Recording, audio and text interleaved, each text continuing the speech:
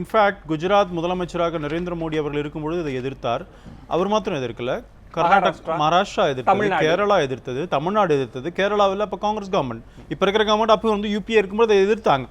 ஆனால் அவங்களுடைய சில நியாயமான கோரிக்கைகள், இது காங்கிரஸ் எதிர்த்தது, பாரதிய ஜனதா கட்சி எதிர்த்தது என்பதை காட்டிலும் ஒரு மாநில அரசாங்கம் தங்களுக்கு இதெல்லாம் பாதிப்பை ஏற்படுத்தும். நீங்கள் சொல்கிற மாதிரி ஆல்கஹால், அதே போல் பெட்ரோலியம் ப்ராடக்ட், காம்பன்சேஷன் ப்ராப்ளம், எங்களுக்கு வந்து ரெவென்யூ லாஸ் வரும், அதை கவர்மெண்ட், சென்ட்ரல் கவர்மெண்ட் காம்பன்சேட் பண்ணணும்னு சொன்னாங்க. அதே மாதிரி 1%, ஒரு நிமிஷம், 1% எங்களுக்கு டாக்ஸ் நாங்கள் போடுவதற்கு மாநிலங்களுக்கு அனுமதி வேண்டும் என்று கேட்கப்பட்டது. இது 4 தான் பெரிய முக்கியமான தடைக்கல்லாக இருந்தது. இந்த 4மே காங்கிரஸ் ஒத்துக்கல.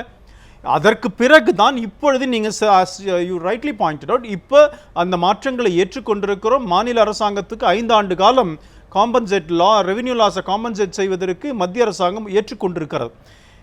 இப்போ அதனால தான் அது நீங்கள் வந்து வாஜ்பாய் கவர்மெண்ட் கொண்டு வந்தாலும் கூட அதனுடைய தொடர்ச்சி யூபிஏ கவர்மெண்ட்டும் முயற்சி பண்ணாங்க, மாற்று கருத்து இல்லை. இப்போ எல்லா மாநிலங்களும் எந்த குறைபாடாக நினைத்தார்களோ, எந்த கோரிக்கை வைத்தார்களோ இதை இன்றைக்கு ஏற்றுக்கொண்டிருக்கிறோம். இந்த நேரத்தில் மத்திய அரசு காங்கிரஸ் கவர்மெண்ட் அப்போஸ் செய்வது தான் அரசியல். இதுதானே தர நாம மாநில அரசாங்கம் சொன்னதை ஏற்றுக்கிட்டோம், காங்கிரஸ் சொன்னதை ஏற்றுக்கிட்டோம், எல்லாத்தையும் சொன்னதை ஏற்றுக்கும் பொழுது அந்த பில் கொண்டு வரணுமா வேண்டாமா? செய்வது அரசியல் செய்வது யார்? காங்கிரஸ். நாராயணன், நீங்க கொண்டு வந்தப்பயே ஏழைகளின் பக்கம் நின்றுதான் நான் கொண்டு வந்தேன் அப்படின்றப்பயே தமிழ்நாடு கூட இதற்கு எதிர்ப்பு தெரிவித்தது. அன்றைக்கு உங்களுடைய கூட்டணியில மேனுஃபேக்சரிங் சம்பந்தமான ஸ்டேட் பூரா தமிழ்நாடு காங்கிரஸை சார்ந்த தமிழனாகிய நான் தமிழ்நாட்டின் பக்கம் இந்த பில்லில் நிற்கிறேன். ஏனென்றால் மறுபடியும் சொல்றேன், நான் தமிழன், தமிழ்நாட்டு காங்கிரஸை சார்ந்தவன். தமிழக அரசு சொல்வது சரி, மேனுஃபேக்சரிங் ஸ்டேட்டுக்கு இதனால லாஸ் வருதுன்றது உண்மை. அதனால தான் எங்களுடைய காங்கிரஸ் அரசு அன்று எந்த ஸ்டேட்டுக்கு லாஸ் இருக்கோ அதில் பல வருடங்கள் அதை காம்பன்சேட் பண்றோம்னு சொன்னாங்க. அது உண்மை. அப்பையும் வந்து அரசியல் காரணங்களுக்காக மட்டுமே எதிர்த்த தமிழ்நாடு இன்று என்ன செய்ய போகிறது? இந்த ஜெயலலிதா அரசு மோடி கூட சேர்ந்து ஓட்டு போட போதா, இல்ல எதிர்ப்பார்களா? அரசியல் காரணங்கள் மட்டுமே கொண்ட அதிமுக அரசும் பிஜேபி அரசும் அன்றைக்கு கேரளா காங்கிரஸ் அரசு என்ன செய்ய போகுது?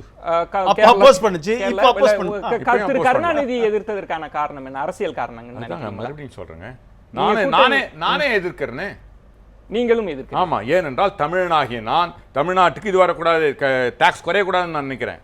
ஆனால் தமிழக காங்கிரஸாக தமிழ்நாட்டு காங்கிரஸை சேர்ந்த நான், தமிழனாகிய நான் இந்த பில்லை எதிர்க்கிறேன்.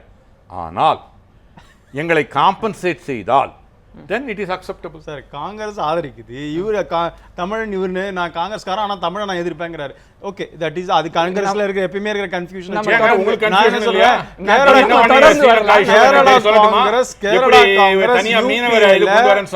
நம்ம திசை திருப்பிட வேண்டாம். நான் முன்பே சொன்னது மாதிரி வந்து இதை பார்க்கக்கூடிய சாமானியர்கள் இந்த வரியினால நமக்கு எது நன்மை இருக்குமா அப்படின்றதுதான் யோசிச்சு. என்னோட கேள்வி என்னன்னா, இல்ல இந்த அரசாங்கத்தால 10 லட்சம் கோடி இந்த நாட்டுக்கு வருமானம் கவர்மெண்ட் இருக்கும் பொழுது கூட காங்கிரஸ் கேரளாவுடைய காங்கிரஸ் கவர்மெண்ட் எதிர்த்து நான் தவறு சொல்லல. அவங்களுடைய நியாயமான சில கோரிக்கைகள், அது இன்றைக்கு மாநில அரசாங்கத்துடைய கோரிக்கைகள் நிறைவேற்றப்பட்டிருக்கிறது, அவ்வளவுதான்.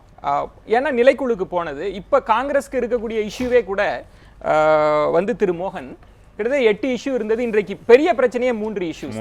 அதற்குள்ள பிரச்சனை சால்வ் பண்ணா நிறைவேறிடலாம், நம்ம நம்புறோம் நிறைவேறும்னு. ஆனால் எனக்குள்ள உங்களிடம் கேட்பது, வணிகர் சங்கங்களினுடைய பேரமைப்பு ஒரு எச்சரிக்கையை விடுத்திருக்கிறீங்க. ஆக்சுவலா இதுல வந்து நோ ஹிடன் டாக்ஸ் இருக்க போறது, மறைமுக வரி இருக்க போறது. நான் ஒரு பொருளை வாங்கினேன்னா நான் எவ்வளவு தூரம் வரி செலுத்த போகிறேன்றது எனக்கு தெரிய போகிறது. இருந்தும் இந்த வரி விதிப்பு முறையை நீங்க எதிர்க்கிறதுக்கு என்ன காரணம்? அதாவது ஜிஎஸ்டி எனப்படுகின்ற அந்த சரக்கு மற்றும் சேவை வரி வெளிநாட்டிலிருந்து இறக்குமதி செய்யப்பட்ட வரி. வெளிநாட்டில் உள்ள இறக்குமதி இருக்கக்கூடிய பல பொருட்கள் இறக்குமதி செய்யலாம், ஆனா வரியை இறக்குமதி செய்யக்கூடாது. ஏன்னா வெளிநாட்டினுடைய வணிக கலாச்சாரங்கிறது வேறு, நம்முடைய வணிக கலாச்சாரம் வேறு. அங்கெல்லாம் 2 உற்பத்தியாளர் விற்பனையாளர் முடிஞ்சிருது. இங்க வந்து அப்படி கிடையாது. 1+4 1+5 அப்படி வருது. உற்பத்தியாளர், மொத்த வியாபாரி, ஒரு விநியோகஸ்தர், சில்லறை வியாபாரி, இப்படி போகுது. அப்போ இந்த வரிக்கு தகுந்த மாதிரி தான் நம்மளுடைய ஸ்ட்ரக்சர் வந்து இருக்கணும், வரியினுடைய இது. நாங்கள் அதனால தான் இந்த வெளிநாட்டு, ஏன்னா மதிப்பு கூடுதல் வரின்னு வேட்டை கொண்டு வந்தாங்க. அதே வந்து வெளிநாட்டிலேருந்து இறக்குமதி செய்யப்பட்டது தான். நாங்கள் ஒரே வரி இந்தியா முழுவதும் ஒரே இது கொண்டு வர போகிறோன்னு இதே பேசினாங்க 2006. அது 2000 பேசி அதையும் எதிர்த்தோம். வேறு வழி இல்லை, எல்லா மாநிலங்களும் எதிர்த்து கொண்டு வந்தாங்க. ஆனால் எல்லா மாநிலத்திலையும் ஒரே வரியை கொண்டு வர முடிஞ்சதா? கொண்டு வர முடியலை. ஜிஎஸ்டியை பொறுத்தளவு இது கார்ப்பரேட் வட்டி தான். கார்ப்பரேட்டு தயாரிப்பாளர்கள் மற்றும் பெரிய உற்பத்தியாளர்களுக்கு அவங்களுக்கு தேவையான அவங்களுக்கு வசதியான வரி. இன்றைக்கி வந்து 75% வந்து சில்லறை வியாபாரிகள். உங்களுக்கு 25% தான் அந்த உற்பத்தியாளர் ஹோல்சேல்னு வந்து அந்த ஸ்ட்ரக்சரை பண்ண முடியும். இவ்வளவு பேசுகிறாங்க. இன்னமும் என்னென்னா வணிகர் சங்கங்களுடைய கோரிக்கைகளை எப்படி இருக்கணும், ஏன்னா நடைமுறைப்படுத்துகிறோம் நாங்கள். அந்த வரியை எப்படி வசூல் பண்ணணும், எப்படி கொடுக்கணும், அது கணக்கு எப்படி வைக்கணுங்கெல்லாம் நாங்கள் தான். யார் அரசியல்வாதிகளோ மற்றவர்களோ கிடையாது. ஆனால் இன்று வரை டிராஃப்ட் ஆக்ட் போடல. ஜிஎஸ்டி மசோதா கொண்டு வரணும்னு சொல்கிறாங்களோ ஒழிய டிராஃப்ட் ஆக்ட் போடல. எம்பிக்கள் குழு வந்தாங்க, நிலைக்குழு வந்து பண்ணாங்க, நாங்கள்லாம் கருத்துக்கள் சொன்னோம். ஆனால் இன்னும் அவங்க முடிவு பண்ணல. இப்போ கூட டிராஃப்ட் ஆக்ட் முடிவு பண்ணாத நிலையில தான் இருக்குது. ஏன் விலைவாசி நீங்க இந்த மசோதா வேணும், நான் ஏன்னா விலைவாசிக்கு அடுத்த கட்டத்துக்கு வரேன், இந்த மசோதா வேண்டும் என்று இருக்கிறீங்களா இல்ல இதற்கு முன்பு இருக்கக்கூடிய வரி விதிப்பு முறைகளே இருக்கணும்னு நினைக்கிறீங்க? இதற்கு முன்னாடி இருந்த ஏற்கனவே சிங்கிள் பாயிண்ட் டாக்ஸ் இருந்தது. நம்ம விற்பனை வரிங்கிறது நம்ம இந்தியாவிலேயே வந்து நம்ம ராஜாஜி அவர்களை கொண்டு வரப்பட்டது தான் விற்பனை வரி. சரி, ஃபர்ஸ்ட் இதில் சேல் டாக்ஸ். அப்போ பலமுனை வரியாக இருந்தது. நாங்கள் போராடி சிங்கிள் பாயிண்ட் டேக்ஸாக கொண்டு வந்தோம். அப்போ செகண்ட் சேல்ஸ் அப்படிங்கிற அடிப்படையில் சிறு வியாபாரிகளுக்கெல்லாம் ஒரு நிம்மதி அடைஞ்சோம். ஆனால் அந்த மதிப்பு கூடுதல் வரி வந்த பிறகு இப்போ மிகப்பெரிய தொலைகளில் வணிகர்கள் வந்து சிக்கிக்கிட்டு. இதில் சாமானியர்கள் பாதிக்கப்பட போகிறாங்களா, வணிகர்கள் பாதிக்க? சாமானிய வணிகர்கள், சாமானிய வணிகர், பொதுமக்களுக்கு லாபம் தான். பொதுமக்களுக்கு லாபம்னு கிடையாது. எந்த வரியுமே வந்து பொதுமக்களுக்கு லாபமே கிடையாது. மறைமுகமாக நாங்கள் வசூல் பண்ணி கொடுத்துட்றோம். மக்கள்கிட்ட வாங்குறதில்ல. சில இதுதான் வந்து ஹோல்சேல் வந்து போட்டுறாங்க டேக்ஸ் உங்களுக்கு 14% கொடுத்துட்றோம். ஆனால் நாங்கள் வந்து மக்கள்கிட்ட வசூல் பண்ணாமல் டைரெக்டாக நாங்கள் கட்டிடுறோம். இது தெரியறதில்ல மக்களுக்கு வந்து. ஆனால் ஜிஎஸ்டியை பொறுத்தளவு டைரெக்டாக வந்து வசூல் பண்ணி கொடுக்குற சூழ்நிலை தான் உருவாகும். இது ஏன் இப்போ வந்து இவங்களுக்கு 2 பேருக்கும் போட்டினா 14% தான் இன்றைக்கி அதிகமாக இருக்குது. தமிழ்நாட்டை போட்டுருத்தேன்னா 1% டேக்ஸ் இருக்குது, 5% இருக்குது, 14 இருக்குது. இவங்க 22லேருந்து 24 கொண்டு வரணுங்கிற ஒரு கட்டத்தை வந்து ஆமாம் 18ங்கிறது காங்கிரஸ் கட்சினோட முதல்ல வச்சுருந்தது. அதே நாங்கள் அதிகம்னு சொல்கிறோம். ஏன்னா எந்த ஆமாம் ஒரு 100க்கு 100 ரூபாய்க்கு 18 ரூபா வரின்னா என்ன எப்படிங்க முடியும்னு சொல்லுங்க பார்க்கலாம். சாதாரண விஷயம். நம்ம தொடர்ந்து வரலாம்.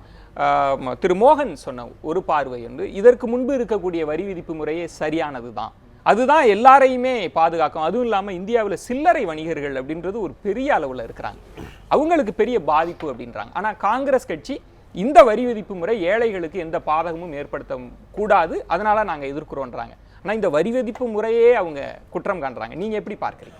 அது அவங்க வந்து ரீட்டைல் பாயிண்ட் ஆஃப் வியூவில் மட்டும் பார்க்குறாங்க. நீங்கள் வந்து எண்ட் டு எண்ட் பார்க்கணும். உற்பத்தியாளர்லேருந்து கன்சியூமரை போய் சேர்ற வரைக்கும் உள்ள வரிகள், பல வரிகள் இருக்குது, ஏகப்பட்ட வரிகள் இருக்குது. பார்த்தீங்கன்னா அதை வந்து சிம்பிளிஃபை பண்ணணும், அது அவசியமானது. ஆனால் இந்த ரேட் வந்து அது டிபேட்டபிள். அவர் சார் சொன்ன மாதிரி வந்து நம்ம வந்து ஒரே ரேட் எல்லாத்துக்கும் வைக்க முடியுமா அப்படிங்கிறது தட்ஸ் அ கன்ஃபியூஷன். இப்போ என்ன ஒன்று. 2 அவர் சொன்ன வந்து ஆர்என்ஆர் பார்க்க போனால் வந்து 22லேருந்து 27ங்கிறது மிக அதிகம். ஏன்னா நம்முடைய சில பொருளாதார பெயர் சொற்களை விளக்கிய கூட சொல்லலாம். அது என்னன்னா மக்களுக்கு புரியுன்றதுக்காக. ஓகே, தட் இஸ்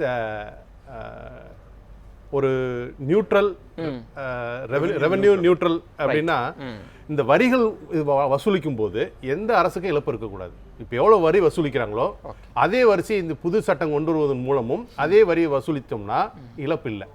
அதுக்கு எந்த விதமான சதவீதம் ஃபிக்ஸ் பண்ணோம்னா நமக்கு அந்த பணம் வரும். இதுதான் அதோட கட்டுப்பாடு, ஐ மீன் கோட்பாடு. 27% சொல்லும்போது 22லேருந்து 27னா அப்போ வந்து என்ன பண்ணுறோம், 22 இருக்கக்கூடிய ஒரு மாநிலமும் 27% பே பண்ண வேண்டியிருக்கும். அப்போ வந்து டேக்ஸ் அதிகமாகுது உங்களுக்கு.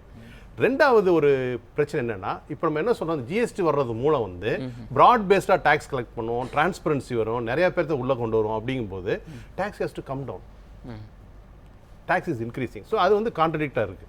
அது ஒரு பிரச்சனையாக இருக்குதுன்றீங்க. நம்ம தொடர்ந்து பேசலாம். நான் சாமானியர்களினுடைய தளத்திலிருந்து தான் இந்த தலைப்பை அணியிட்டு இருக்கிறேன். விலைவாசி உயரும் அப்படின்ற அளவுகளில் தான் வணிகர் சங்கங்கள் பேரமைப்பு அந்த பகுதியிலிருந்தும் அந்த பார்வையை முன் வச்சிருக்கிறாங்க. பொருளாதார நிபுணரும் வைத்திருக்கிறார். அரசியல் கட்சிகள் இதை எப்படி எதிர்கொள்ளப் போகிறார்கள்? தொடர்ந்து பேசலாம். ஒரு சிறிய விளம்பர இடைவேளைக்கு பிறகு பொறுத்திருங்கள்.